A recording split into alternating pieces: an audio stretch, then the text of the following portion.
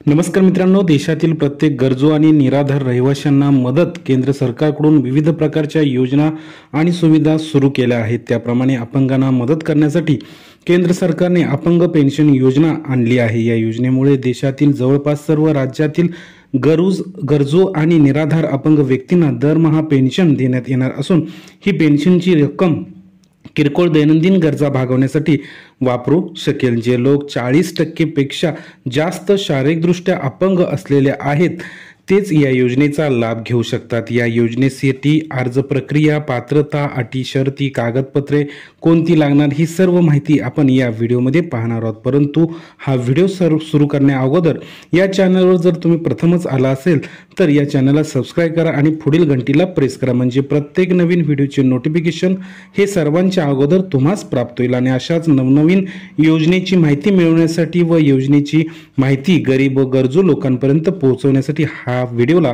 जास्तीत जास्त लोकांना शेअर करा। तर चला मग आजचा व्हिडिओ आपण सुरू करूया।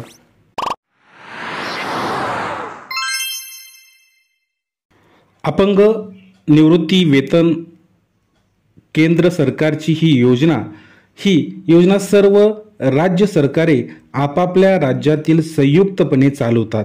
अपंग पेन्शन योजनेची रक्कम प्रत्येक 3 महिन्याने डीबीटी द्वारे लाभार्थ्यांच्या बँक खात्यात काही राज्यांमध्ये 400-500 या दराने काही राज्यांमध्ये दिली जाते।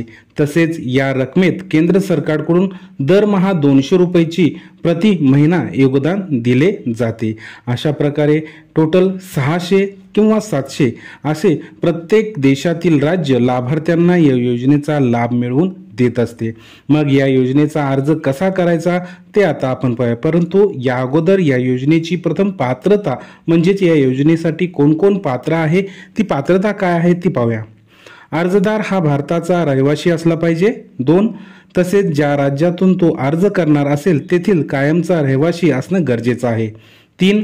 अर्जदाराचे वय 18 ते 65 वर्ष असले पाहिजे। 4. या योजनेसाठी शारीरिकदृष्ट्या अपंग असले पाहिजेत। 6. अर्जदाराचा अपंगत्व जो काही आहे ते 40% पेक्षा किंवा त्याहून अधिक अपंगत्व असणं आवश्यक आहे। अर्जदाराने यापूर्वी कोणत्याही पेन्शन योजनेचा लाभ घेतलेला नसावा। ही जर पात्रता तुमच्याकडे असेल तर या योजनेसाठी ची कागदपत्रे कोणती लागणार ती आता आपण पाहूया।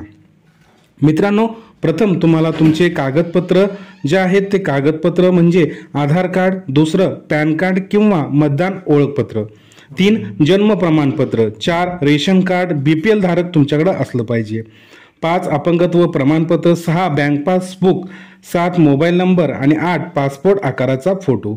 आता ही जर कागदपत्रे आणि ही पात्रता तर तुमच्याकडे असेल तर तुम्ही या योजनेचा लाभ घेऊ शकता। या योजनेसाठी अर्ज नेमका कशा प्रकारे, कुठे आणि कसा करायचा ते आता आपण पाहूया। जर तुमच्याकडे कागदपत्र असेल तर तुम्ही या योजनेसाठी अर्ज करू शकता। यासाठी तुम्हाला तुमच्या जिल्हाधिकारी कार्यालयाशी संपर्क साधणे गरजेचे आहे।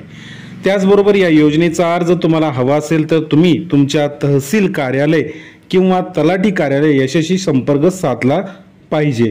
तेथे जाऊन तुम्हाला इंदिरा गांधी राष्ट्रीय अपंगत्व निवृत्ती वेतन योजनेचा फॉर्म घ्यायचा आहे, तो स्वतः भरायचा आहे। भरून झाल्यानंतर सर्व सांगितलेली कागदपत्रे त्यासोबत जोडायची आहे। ती जोडून त्याच कार्यालयामध्ये तुम्हाला तो अर्ज जमा करायचा आहे। त्या अर्जावर नंतर छाननी होईल आणि मग त्यानंतर तुमच्या डीबीटी द्वारे तुमच्या खात्यामध्ये तुम्हाला पैसे जमा होईल।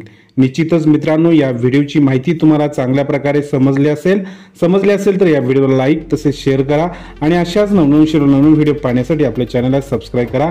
आणि चला मग असाच एका नवीन विषयावर नवीन व्हिडिओ घेऊन पुन्हा भेटूया। तोपर्यंत धन्यवाद। जय हिंद, जय महाराष्ट्र।